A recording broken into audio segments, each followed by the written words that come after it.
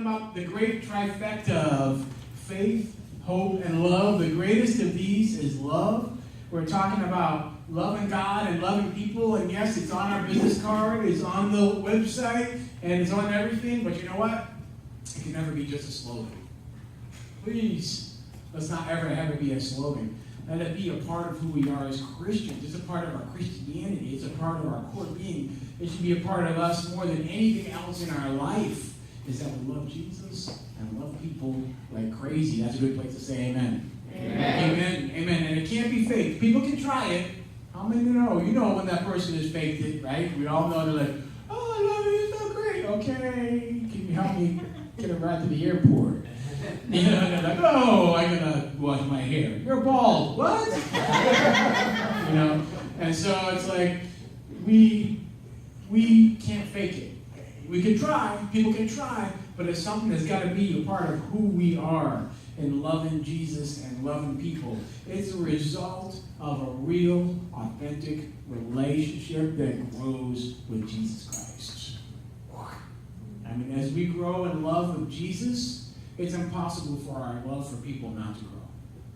So you see some person, oh, they're a good churchgoer, they've been in church forever, and they're mean, and they don't like people. I can tell you right now, they don't have a close love for Jesus, because it's impossible.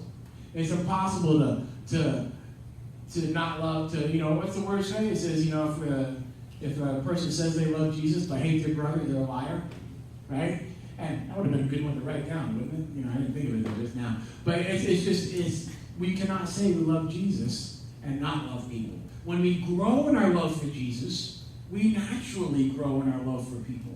And listen, it's a journey. It's a spectrum. We're all growing and moving at different levels and at different rates. That's okay. But we grow in our love for Jesus, and then we start to love each other more and better, and it's great and it's awesome. Amen? Amen. And Galatians 5:22 says, but the fruit of the Spirit is love, joy, peace, long-suffering, kindness, goodness, faithfulness, gentleness, and self-control. And so that's the fruit of that relationship of the Spirit of God in our lives. And our actions change from being motivated out of guilt or obligation, and it's just out of love. And you know what? It's so much more fun that way. When we do it just out of love, you ever been guilted into doing something and you did it? Was it awesome? Not most of the time, right?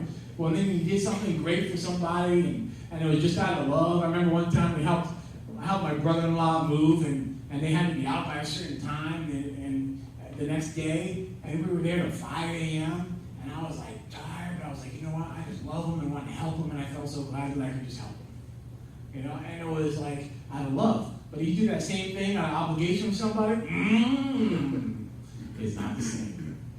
But when we have love, it changes from obligation to what we do to being motivated by love. All right, that's a quick review. Let's go to today.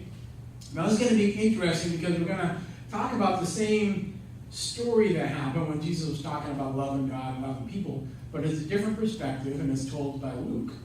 And so we'll go to Luke chapter 10, verse 25. And behold, a lawyer stood up to put him to the test, saying, Teacher, what shall I do to inherit eternal life? And he said to him, what is written in the law? How do you read it? And so he answered, he said, well, it says, you shall love the Lord your God with all your heart, with all your soul, and with all your strength, and with all your mind, and your neighbor as yourself. And he said to him, you've answered correctly. Do this and you will live. But he, desiring to justify himself, said to Jesus, well, who's my neighbor? This is a lawyer, right? He's always looking for a loophole. So he's like, says, love your neighbor as yourself. And he's like, well, who's my neighbor? Because I want to know where this thing stops, right?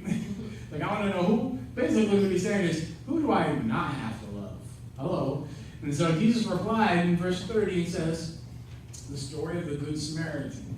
Now, it doesn't actually say Good Samaritan. We know it is that, but it's just the story of the Samaritan. But let's read it.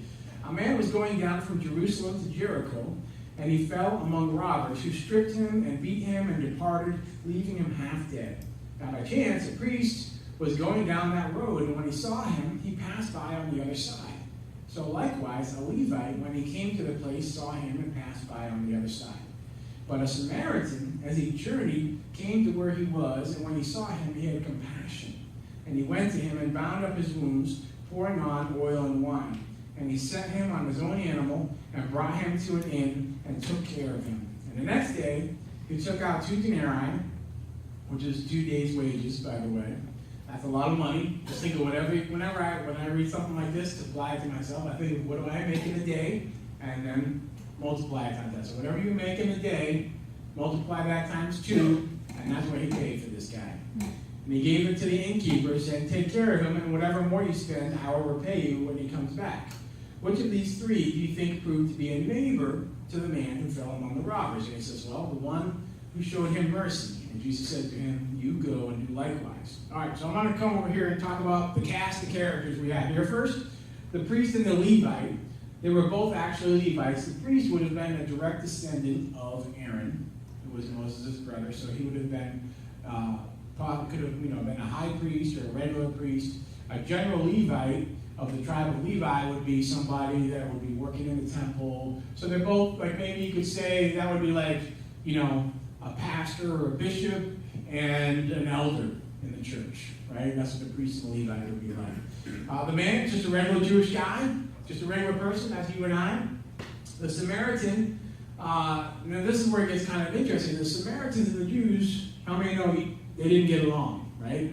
They hated each other. They despised each other. The Samaritans, what happened when Israel was taken into captivity hundreds of years before, was when they were released back, some of them intermarried with the other cultures in the region, and they merged Judaism with paganism. And so the Samaritans had a form of Judaism that wasn't real Judaism, and it was completely off, and so the Samaritans and the Jews didn't get along. They hated each other. In fact, the Jews despised the Samaritans even more than just the Gentiles or even the Romans. So, they had dealings with the Romans, but they had no dealings with the Samaritans. And so they considered them half-breeds. And so, if Jesus told, I was thinking about it, I was like, man, if Jesus told this story today, who would a Samaritan be for us? Somebody that is, I was thinking it was kind of hard, because I was like, man, everybody here, they're so loving, there's nobody that can, and I was like, what about this one? They're like, no, they wouldn't hate that. Or what about this one? I was like, all right, well, this is as close as I can get. A Samaritan might be an ISIS person. I'll call him the ISIS guy. A terrorist, right? Because it's pretty universally accepted that terrorists are bad, right? Right? You're the bad. See, the Samaritan's the bad guy. In any story that somebody would have told, the Samaritan would have supposed to have been the bad guy. So you got to pick the bad guy. So let's say an ISIS guy. All right?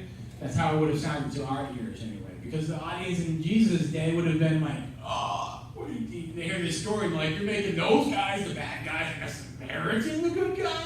It would have been completely offensive to them. It would have made them, it's one thing that's good about when you tell a story, it's like, people start paying attention. What? And they start listening. And, so I was like, man, why would Jesus use a Samaritan as a hero? Well, I think for one reason is to really, really demonstrate and show how love and mercy triumphs over biases and hatred and indifference. Because he's showing this big spectrum right here of how great love is, how powerful it is, how transforming it is. Love isn't about our title or our background. And also, there's another parallel that we can see in the story before I get to where I want to get to is that Jesus is the Samaritan. Not that Jesus was ever evil or anything, but Jesus is the Samaritan. We're the victim. The priest and the Levite would represent the old way of the Old Testament, the law and the prophets. And the only way for us to be saved is by Jesus, paying the price for us. He paid the price for the recovery. And so it wasn't anything that guy could do to save himself. And the Old Testament couldn't do it for him. He needed somebody from the outside. So in a sense, Jesus represents the Samaritan, and we're the victim. Okay, you follow me? Clear as mud? All right. But just sort of in a more pragmatic approach here, what we see here is this is Jesus' example of loving people. This is when he says, to love God like crazy and love people like crazy. And who's my neighbor? He says, this is what this looks like. Okay? And how many have ever heard of the 5 love languages? Raise your hand. Okay, a lot of you have. There was a book written by Gary Chapman, I think in the 80s maybe, and he divided up the different ways that people feel and express love into what he called 5 love languages. And it's pretty good. It's a pretty good study. I've read it, and a lot of people believe it has a lot of validity. And so basically what he says is that people express love in different ways, and people receive love in different ways, and there's kind of 5 basic ways that happens. There would be, how many know what they are? Gift giving, quality time, words of affirmation, acts of service, and touch. So there's different ways, and the idea is that different people will respond better to one over the other. Like one person may just, and we all have that friend that just love giving gifts. They just love, they're always the one that gives the gift because that's how they express their love. So if you give a gift to that person, they love it. If you just say, oh, you're great, you're wonderful, they're like, where's my present, right? Because that's how they feel love, is when somebody goes out and gets them something or does something like that for them. Another one might just, just love really, just spend some time with me. Just sit down and hang with me. I feel love when somebody just sits down and hangs.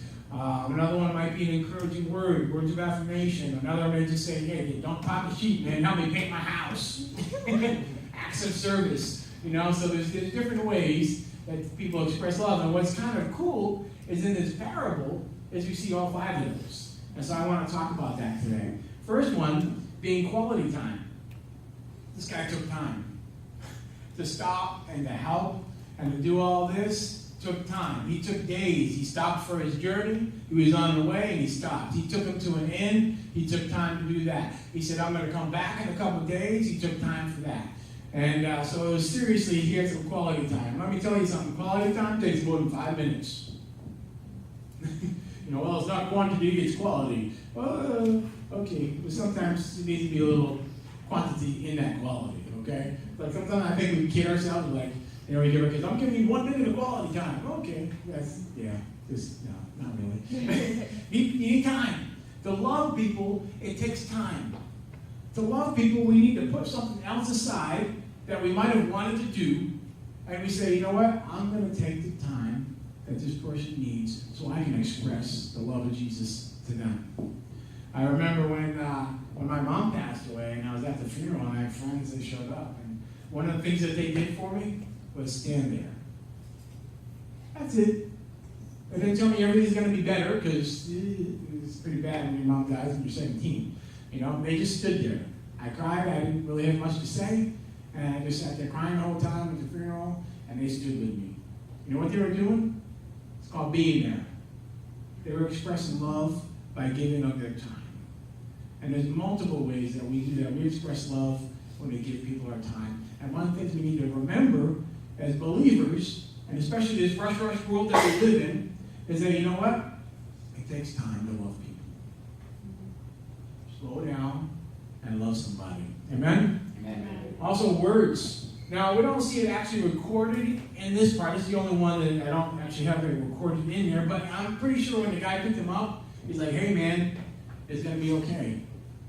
I'm going to take care of you. I'm going to take you somewhere. You're going to be all right. And he said stuff to him. I'm sure he did. And one of my friends is his love language is words of affirmation. And you guys might know who it is. Who is it? Is it Ed Rivera? It is Ed Rivera. Yes, it is.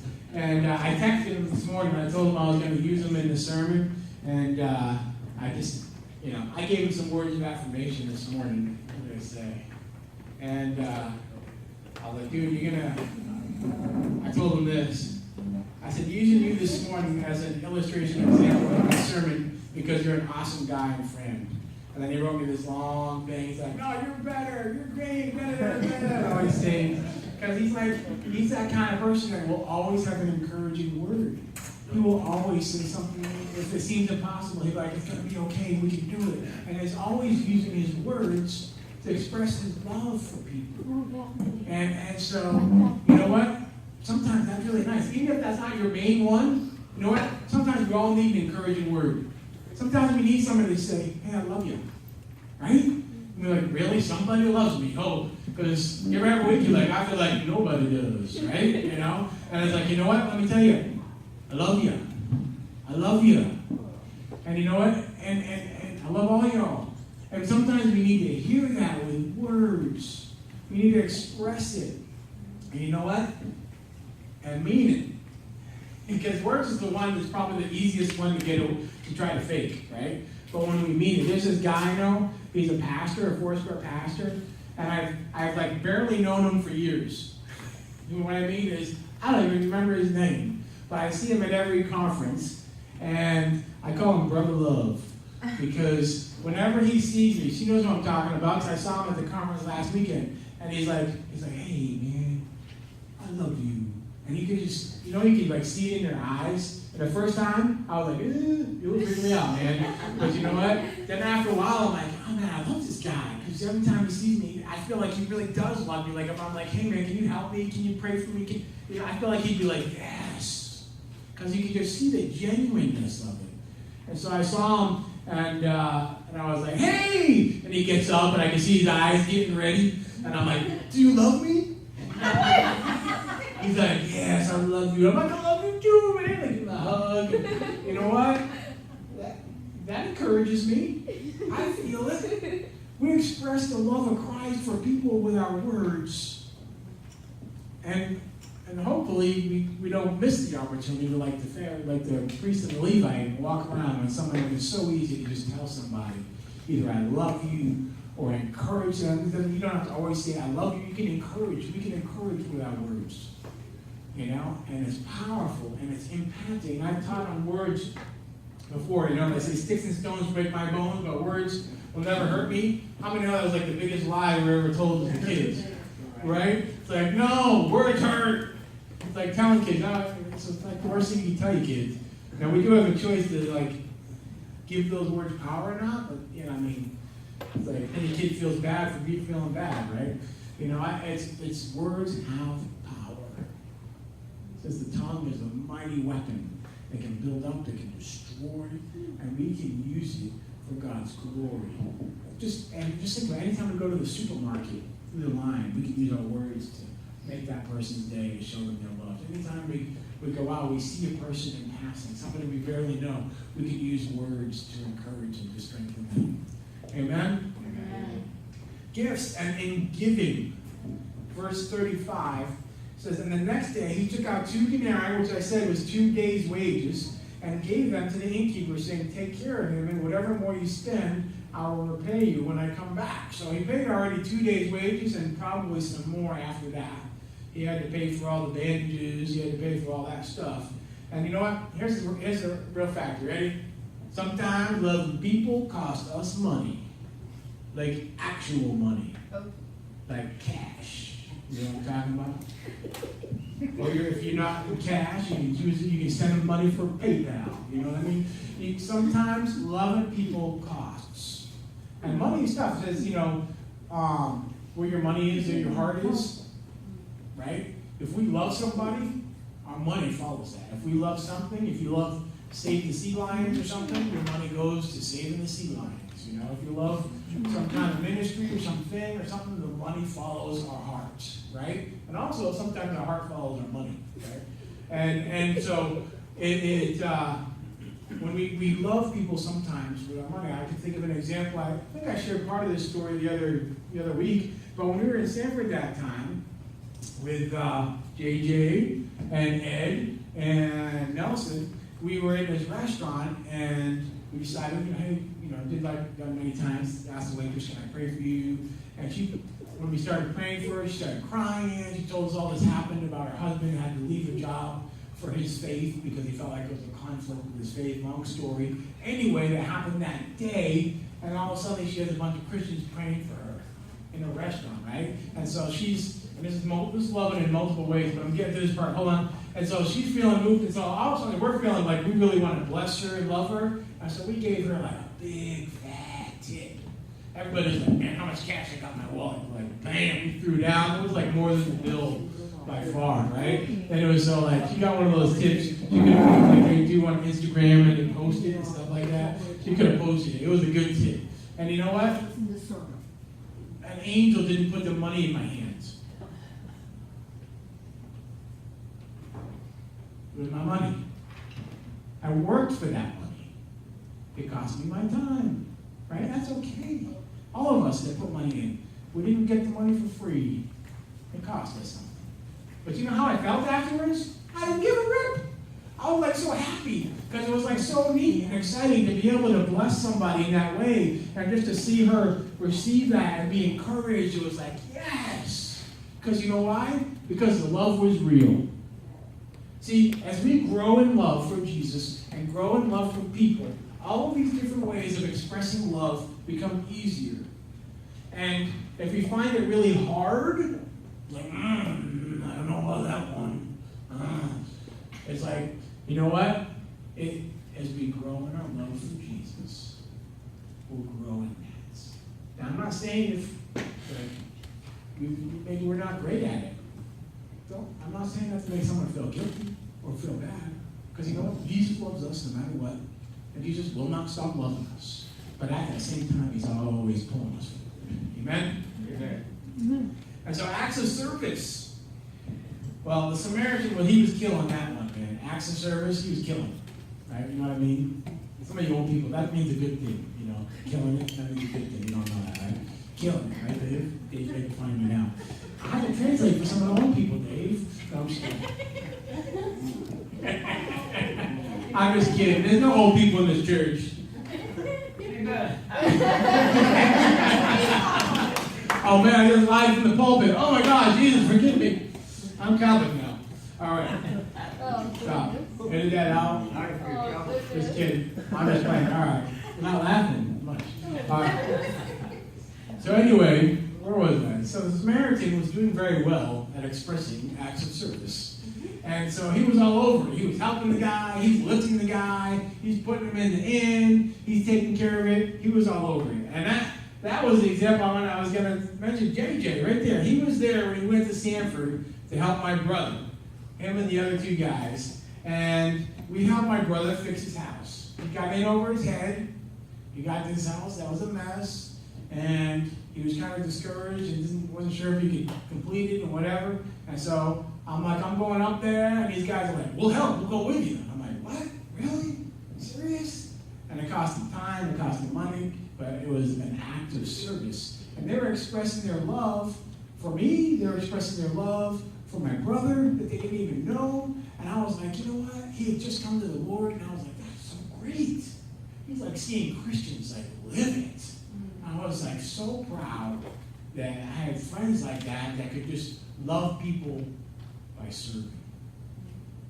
And I was like, it touched me so much. And you know what? That's one of the ways we love people. We do stuff. Right? For the church, we've done like all kinds of stuff. We've done Easter outreach and the picnics and all those things. That's an expression of love for people. The last one I have is touch. He was good on that one too. He picked up this guy and he bandaged him. He cleaned his wounds. He got in there and it was messy. You know, sometimes when you get up close and you touch somebody and you get in proximity, we've got to be in proximity to touch somebody. You know, you can't touch somebody on Facebook even if it says poke. Do you want to be poked? I'm sorry. Please, never poke me. I hate being poked. Both metaphorically and literally. So, I will never poke you back. I'm just telling you. But yeah, something he got there and he cleaned up his wounds. I mean, think about it. He didn't just have somebody else do it. He cleaned it up. He bandaged him. He cared for him. He touched him. You know, and sometimes people will say, yeah, good. My church is on TV. I'm like, yeah, well, he ain't going to visit you in the hospital, I'll tell you that, you know. It's like, we have to be in a relationship with people. We have to. Love gets involved. Yesterday, I was, I'm out picking every Friday and Saturday, and I went to this one sale, and they had all this, like, cool vintage electronics, and I'm buying this other guy's interested, and so I throw out an offer for everything, and I end up buying the whole lot. And the husband of the wife that was there selling the stuff, he was her second husband, starts telling me that was stuff all belonged to her son, who had committed suicide a number of years before. And it was really hard. And you can tell it was just the whole process was really hard for her. So I was trying to be really like respectful. I was like, well, you know, and I wasn't like haggling hard or anything. I was just like, well, what do you think? And I was being really respectful and trying to be loving and caring. And so when we were done, and I paid, I went to it, and she had I'm telling you, she had a rough time. She held on to this stuff for years. And I said, hey, instead of a handshake, can I give you a hug? She's like, I would love that. And I just gave her a hug.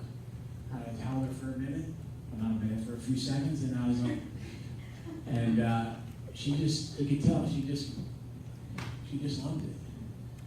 You know, sometimes we literally love people with a hug, and it's the love of Jesus. Remember that time we were at a sale, and it was almost the same exact thing. You don't remember, but the lady had her son had passed away, and I said, can I give you a hug? And she was like, thank you so much. And then Dave gave her a hug because he was like around the same age, and she was like, I haven't hugged a young person since my son died. Wow. And then she was like crying, and like really crying, and you know what? You gotta get up close to love people. And it's the love of Jesus. And it's powerful. And it's amazing. Amen? Amen. See, love compels us to action. I hadn't read this scripture to you yet, but it has the trifecta in it, so I thought it was cool. 1 Thessalonians 1:3. Remembering before our God and Father your work of faith and your labor of love and steadfastness of hope in our Lord Jesus. The labor of love, we've heard that expression before, came from the Bible. And you know what? Love moves us to doing stuff. It moves us and it moves others. Do you think that this Jewish guy that was helped by the evil Samaritan, you think he still hated Samaritans? Do you think that Samaritan who helped him still hated Jewish people, or if he ever did? I think they were best friends. I think they absolutely could not have been the same after that. Because it transforms. So you know the difference between love and hate is that love requires some sort of action. Hate only needs indifference. The priest and the Levite, do you think they were showing God's love? Do you think he felt loved by them in any way, shape, or form? I think he could have only felt hate. See, hate, all you need is indifference. But love requires action. I remember we met a few months ago with my high school English teacher. My family and I got to have dinner with her, and she now works for Samaritan's Purse. And I remember one of the stories, I think I shared this with you, is that she was in one of the hospital camps in, like, I believe, like Syria or somewhere like that. And they would help anybody that was wounded. And one of the guys that came in was an ISIS fighter. And so they brought him in, and he's terrified because he's now under control of the evil Christians, Westerners, that he knows are going to torture him, that he knows are going to hurt him, that he knows are going to whatever, and do all these horrible things that he's been told, but it didn't happen. Instead, they tell him, it's going to be okay. Let me serve you. Let me change your bandages. Let me help you. And they ministered to him. And he became a born-again Christian. Because he was amazed at the love of God. He was amazed that everything that he was told was not true.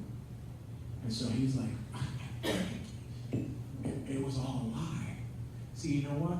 The love of God through you and I is awesome.